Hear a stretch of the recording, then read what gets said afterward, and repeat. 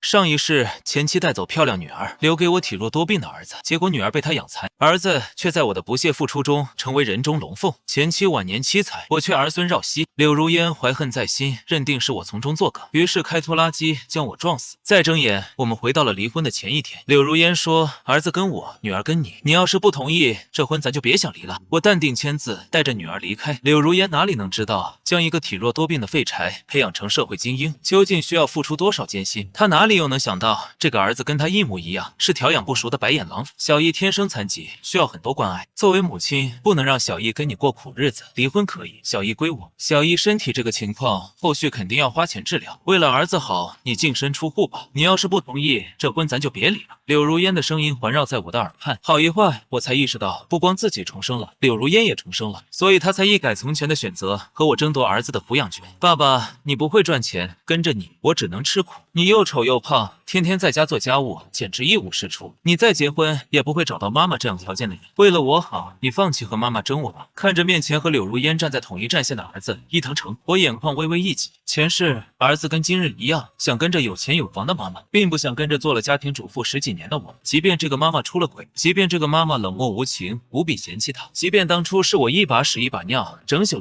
不睡觉，我将儿子从死亡边缘拉了回来，儿子依旧没有惦记我丁点的好，只惦记着柳如烟有一套房子，有一份稳定的收入，所以义无反顾要跟柳如烟走。还是柳如烟反复侮辱伊藤诚弱智残疾，伊藤诚才不情不愿跟了我。反观现在站在我身边的女儿，小小自始至终都站在我的身边。女儿挽着我的手，态度非常坚决。爸爸妈妈既然这么喜欢弟弟，弟弟也这么喜欢妈妈，就成全他们好了。我跟着爸爸，爸爸没钱没关系，我可以一边上学一边打工挣钱，做爸爸一辈子的小棉袄。我眼眶发热，抱紧了女儿。多好的孩子，当初就是我的一念之差，让女儿落入了柳如烟这个虎口。上一世柳如烟离婚后不久，因腐败被下岗。柳如烟大手大脚惯了，没钱了就卖车，卖车钱不够花就卖房，卖房的钱也花完了，竟然还让女儿辍学去夜店上班养她。没有得到过父亲呵护的女孩子，被小混混3、2句话骗到了缅北，客死异乡。易小小，你想清楚了，咱这个爸爸没丁点能挣钱的本事不说，还喜欢贪小便宜攒纸箱这种东西，真是让我觉得丢脸。你要是跟了他，我看你们可以一起去捡纸箱、翻垃圾桶。儿子指责我的话毫不留情，女儿挡在我的面前回应道：“爸爸攒纸箱是为了给楼下那个老爷爷，那个老爷爷自己一个人住，多可怜啊。爸爸这是有爱心。”说到这，你才是真让我觉得丢人。拿着打针吃药的钱去充值王者荣耀，拿着补习费和文具费买奶茶追女生，别人女生都不理你。儿子被女儿3、2句话说得面色涨红，还想争辩，却被柳如烟打断了。小丫头片子，懂什么？现在瞧不起你弟弟，未来别想你弟弟能帮你。你现在学习好，但不代表以后你学习也好。小易是潜力股，又是男孩子，不像你，迟早会被小混混骗。女儿被亲妈呵斥，紧紧咬住了唇瓣，快要哭泣。我将女儿拉到身后，迅速签下了离婚协议书，并且在那份净身出户的合同上附加了一条：我与女儿将和这对母子没有任何瓜葛，是死是活，是穷是富，是上流是下流，死后只是陌生人。柳如烟觉得伊藤诚是潜力股，是神童，是天才。现在的无知、愚昧、蠢钝，只因为他是个男孩子，懂事晚，开化的晚。但凡等儿子再长大一点，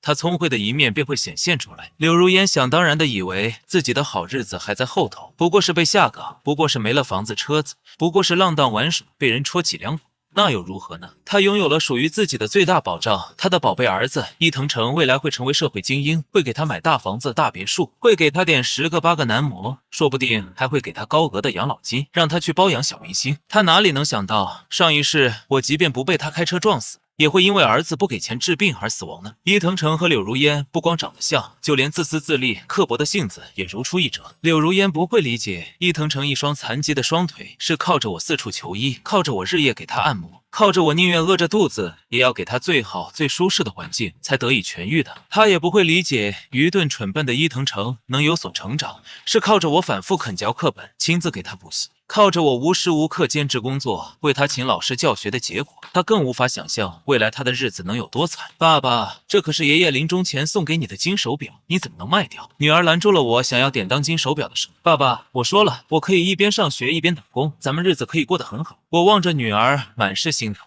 傻孩子，一边打工一边上学，怎么能学得好呢？我握住女儿的手，语重心长道：“你不准打工，想要赚钱就给我好好读书，拿全额奖学金；想要改善生活，就去参加奥赛，参加物理竞赛拿奖金。打工的事让爸爸来。”我义无反顾地将爸爸留给我的金手表递了出去。爷爷如果知道自己的儿子在受苦，一定会原谅我将这块手表典当出去的。爷爷舍不得自己的孩子吃苦，我自然也舍不得我的孩子吃苦。一时间，女儿泪流满面。也是那天起，本就学习优异的女儿越发刻苦用功了。她将我的话听了进去，参加奥数，参加竞赛，获奖的路程是艰难的，但荣誉在身时，却又是那样令人骄傲。女儿期末考了全校第1名。家长会上，班主任尤其点了我和女儿的名字，让我分享教育经验。对于教育经验，我有很多，且都来自于上一世。伊藤诚的懒惰、愚昧，让我知道怎么帮一个差生提高分数，可我并不知道该怎么将一个品行差的学生变成人品优异的学生。所以那天我是这样回答的：分数并非决定一个人高低贵贱的标准，我们的孩子可以在各个行业、各个领域里各有所长，只要他阳光开朗，愿意助人为乐，不成为这个社会的拖累，没有伤害任何人或事，那么他就可以是一位高分孩子。小小在我心中是满分女儿，但这和她考试拿到满分无关。她会在闲暇的时候帮摆地摊的爸爸照看生意，她不在意父亲的贫穷困苦，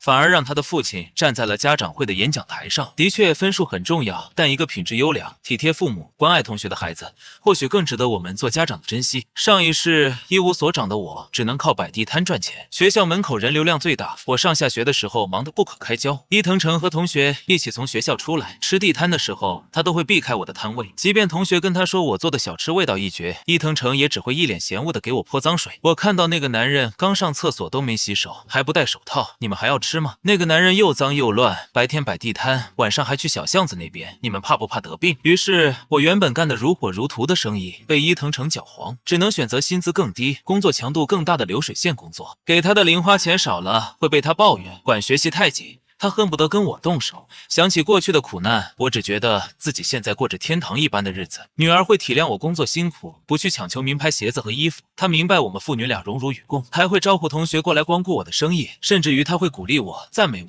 让婚姻失败的我也感受到了温暖。我怎么会有这么能干的爸爸呀？同学们都可羡慕我有一个做饭好好吃的爸爸。爸爸，父亲节快乐！我知道，如果不是因为我，爸爸不会这么辛苦。我爱你，爸爸。我被大家热情地称呼为小小爸，有人会觉得我失去了自己的名字，会觉得我因为成为了小小爸而没了自我。可如果不是小小身上的光芒照耀到了我的身上，我又如何能够站在阳光下呢？我是小小爸，我自豪。小小爸，您将小小教育得很好，但小易作为小小的龙凤胎弟弟，数次考试都不尽人意。班主任给我打电话时满腔无奈，他知道我离婚的事情，就一直没有跟我说伊藤诚的事。只是在他反复给柳如烟讲述伊藤诚在校情况却未被重视的时候，他仍旧不想放弃自己的学生。我听学生说，小易经常偷偷去熬夜泡吧。现在小易的身体状态肉眼可见的越来越差，有的时候他还对班上女生做一些不尊重的行为。再这样下去，伊藤诚怕是连职高都考不上。伊藤诚会怎么样，已经和我无关了。只是在父亲最原始的驱使下，我还是会有意无意关注到他。我看到他一天比一天胖，看到他脸上布满青春痘，看到他本就残疾的腿脚也更瘸了。有一次放学，我特意没去摆摊，而是跟了伊藤诚一路，想着再给他一次机会，劝他别再沉沦堕落。可我没想到，他放了学之后一路小跑，若不是他腿脚瘸了，我险些跟丢。好不容易跟上伊藤诚，我却看到他走进了一条小巷子，小巷子里每2米一户，每一户的门口都站着个浓妆艳抹、穿着暴露的女人，她们朝着伊藤诚招手，又朝着他抛媚眼。伊藤诚的双眸肆无忌惮地扫视着那些人，露出了男人原始的贪婪。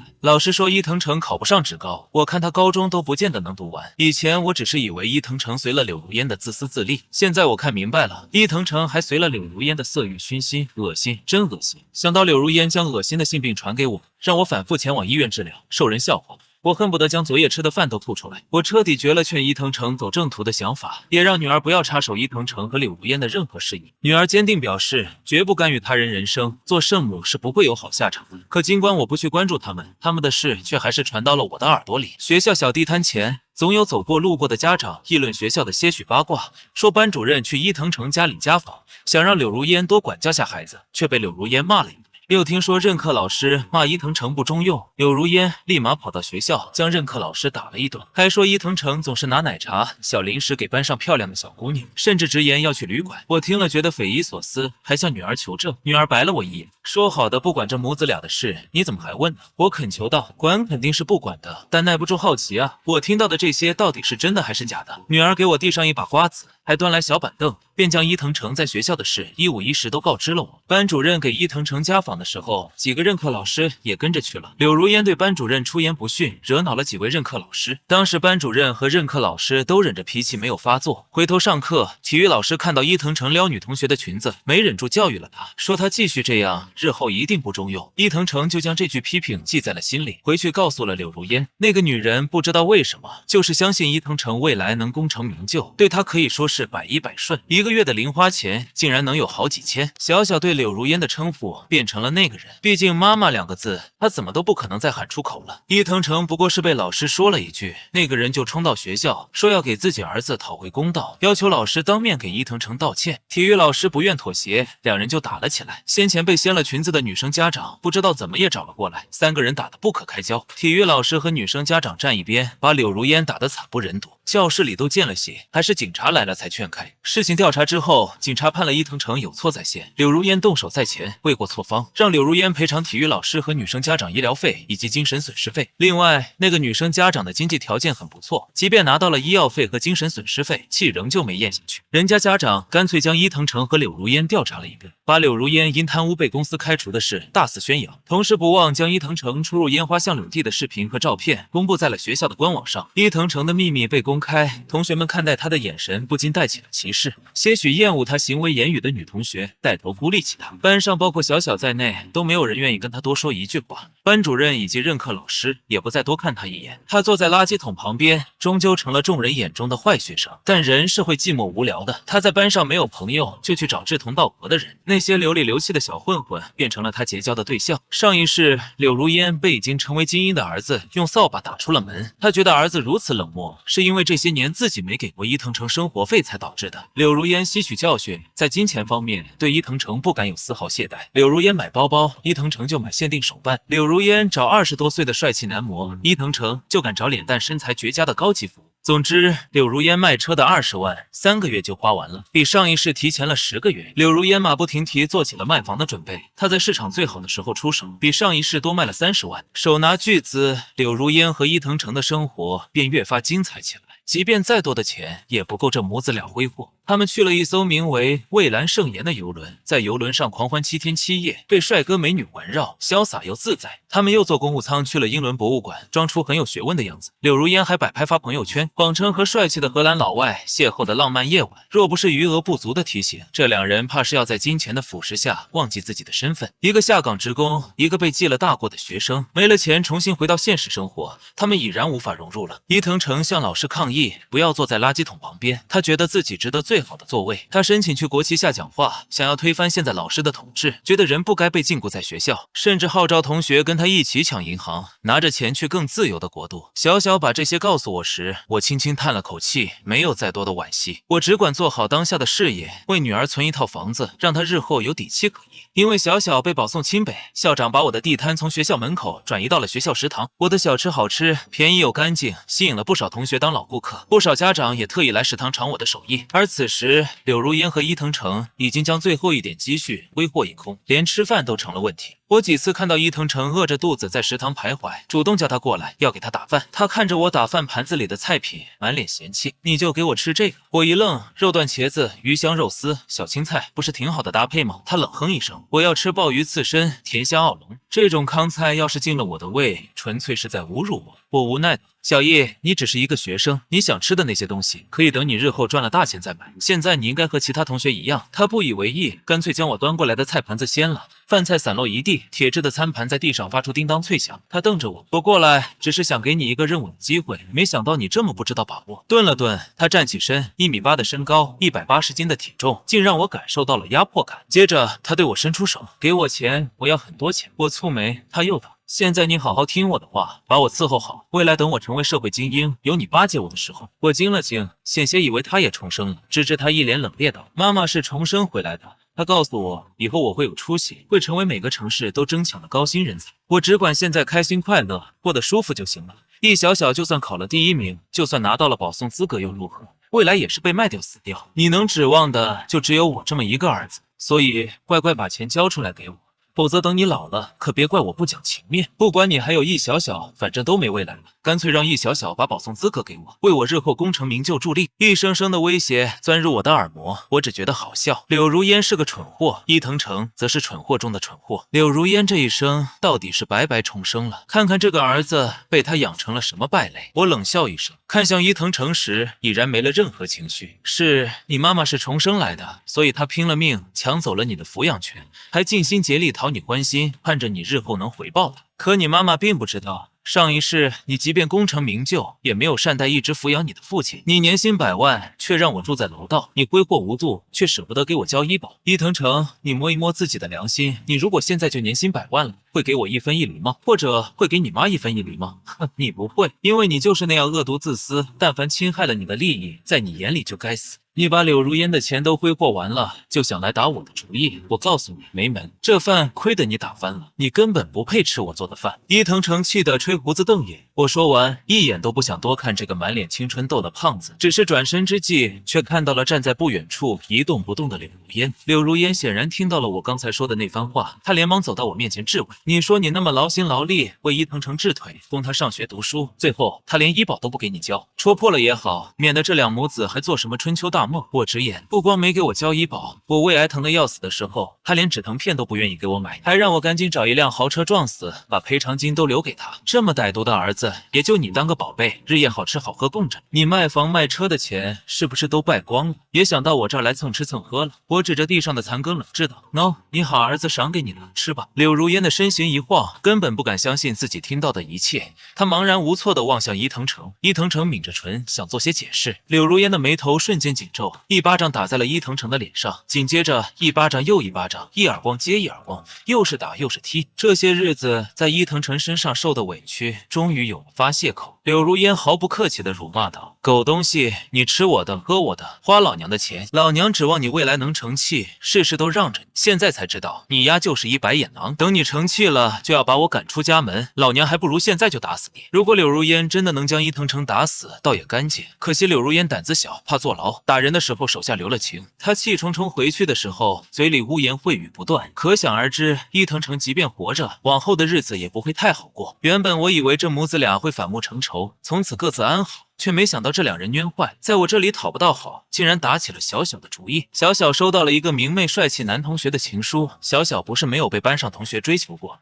但他一门心思都在学习上，对班上同学并不感冒。可这一次，我明显感受到了不同。小小开始偶尔走神，会情不自禁提起那个男同学的名字，还会把男同学折叠的千纸鹤带回家摆放在床头。这些小女生的心思，我看在眼里，忧在心头。因为那个男同学正是上一世哄骗小小去缅北的小混混，我不想小小重蹈覆辙，便开诚布公的和小小谈了一次心。小小却说：“爸爸，我觉得你不是一个迂腐的人。唐三的学习成绩虽然不好，但他有一颗赤诚的心，他阳光善良，助人为乐，这些都是我看重的品质。是啊，不以分数评判一个学生的好坏，可这个唐三，我确切知道他就是坏人。但我无法和小小解释重生的事，于是我问他：你喜欢唐三，肯定不止这些优良品质，对吧？你的很多同学也都善良阳光，助人为乐，你可以细说一下吗？爸爸，我也不知道怎么解释，但我真的从未见到过与我如此合拍的人。他喜欢梵高，爱莫扎特，读狂人日记的时候能准确点明我的想法。他和我一样，喜欢香菜、芹菜，不喜欢奶茶里的珍珠，不喜欢那些华而不实的花朵。这似乎就是灵魂伴侣的意义吧。少女对爱情总是充满幻想的，向来理智的小小怎么会突然被异性吸引呢？唐三是真的和小小的喜好契合，还是有心人作祟？我始终抱着疑虑，尤其是看到唐三和伊藤诚走得很近之后，我深觉这件事可能和柳如烟、伊藤诚母子俩有关。我打着去看望柳如烟和儿子的幌子，去了他们的出租屋，语重心长说了些宽慰二人好好生活的话。我给他们打扫卫生、做饭、洗衣服，尽管他们并不欢迎我，但对免费保姆也没有拒绝的理由。一来二去，我进出这间房子也自由了许多。趁着他们不备，我直接在房间各个角落装了摄像头，于是乎真相大白了。唐三和伊藤诚有勾结，是伊藤诚将小小的喜好和偏爱故意告诉给唐三，让唐三精准拿捏住小小，而他们的目的不过是想将小小这样优质的保送生卖去缅北，成为他人的工具。这一切我没有隐瞒，全都告诉了小小。小小得知真相后，一方面觉得自己傻，另一方面对亲弟弟和亲生母亲的恶毒算计感到恶寒。他抱着我痛哭了一场，恨不得冲到伊藤诚家里将唐三的真面目拆穿。我制止道，不着急，拆穿他们的真面目并不会让坏人得到惩罚，我们不如将计就计，让他们自食恶果。小小一点即通，立马明白了我的意思。唐三一如既往大胆追求着小小，为他弹吉他唱歌，为他站在文艺汇演的舞台上献舞，还在篮球场上坦荡的表白。所有人都觉得这必定是一场轰轰烈烈的校园爱情，只有小小心里跟明镜一样，看着唐三表演，看着他自我感动。我已经保送清北了，马上就要去北京上学，我不想我爱的男孩去读职高，你好好学习可以吗？我当你的补课老师，课时费1个小时300块，只要你的分数能提高，我就答应你的表白，跟你去旅行，这些钱就当是我们毕业旅行的经费。小小这样对唐三说，唐三根本没有拒绝的理由，可他没钱，于是他只好去了柳如烟和伊藤诚家里商讨这件事，说是商讨，其实是去要钱的。追女孩子哪有不花钱的？小小只收课时费已经很好了。我之前谈的那些女朋友花钱都跟流水一样，小小是保送生，300块1小时根本不贵。说真的，他给我讲课的时候，我真觉得自己也能和他一样上清北。不然这样，课时费给他，让他给咱们2个都补课，到时候再把他卖去缅北，咱们俩说不定也能考清北。唐三的算盘打得很响，说出来的话也看似无懈可击，但300块1小时的课时费谁来掏呢？伊藤诚和唐三很坏，却还没有傻到有机会上清北而不去争取的程度。伊藤诚也有所动摇，所以他劝慰自己的母亲，您知道的，我未来一定会成为精英，等我成功了，一定给妈妈找最英俊的男人结婚，把小小卖掉的所有钱也都是妈妈的。妈妈，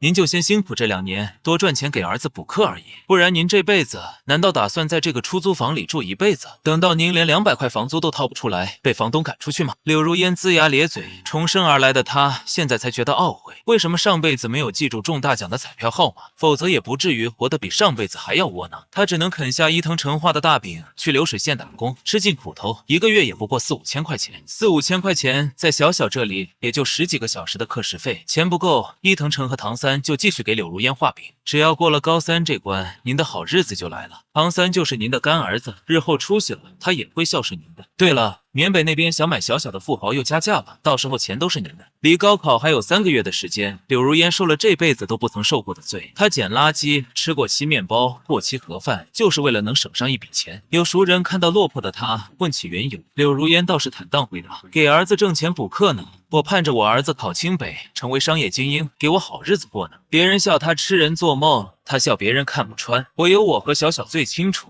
伊藤诚和唐三的水平，别说清北了，就是职高都难。一个连2元一次方程都解不明白，另一个则无法认全26个字母。30多个小时的补习后，2人去参加高考前的联考，一个考了250多分，另一个也只考了250多分。虽然比从前的100多分进步了许多，但这个分数依旧在倒数几名站稳了脚跟。我不知道小小给伊藤诚和唐三说了些什么鼓励的话，2个人确确实实被鼓舞到了，沉下心来打算冲刺一把。可当2个人抱着书本好好学习时，旁边总有些风言风语提醒他们，玩了几年，竟然妄图通过几个月的时间就考上大学，想屁呢，笑死！这2人要是能上清北，那我过去3年的努力算什么？小小心善，不忍心这2个人自我放弃。他们倒好，还真把话当真了。他们回过未来，险些忘了接近小小的目的，是为了把小小贩卖到缅北赚钱。我说你怎么回事？直接把人骗到个隐秘的地方，迷晕了卖掉不就行了？我们竟然听小小的话去好好学习，咱们这狗屎成绩，你真指望小小能把咱们教成清北苗子？做梦呢，疯了！我们竟然陪着小小玩了1个多月，简直浪费时间。小小骗走的那1万多块课时费，都够我去小巷子玩10次了。监控视频里，伊藤诚声声咒骂，唐三的表情也好不到哪里去。柳如烟觉得自己被耍，连续抽了伊藤诚数10个嘴巴子。最后这3人一合计，干脆约小小下次补课时将人打晕了，直接卖掉。我绝不可能允许我的女儿有任何风险，于是我报了警。警方立马着手调查，还找了个年轻女警官，装扮成小小的好朋友，去给唐三和伊藤诚补课，实则想将计就计，探入敌营，打他们一个措手不及。3个月后，案件水落出，警方将那群贩卖人口的团伙一网打尽。唐三作为接头人，被判终身监禁。伊藤诚在运送女警官去船上的时候，见色起意，行为恶劣，被判死缓。柳如烟没有直接参与作案，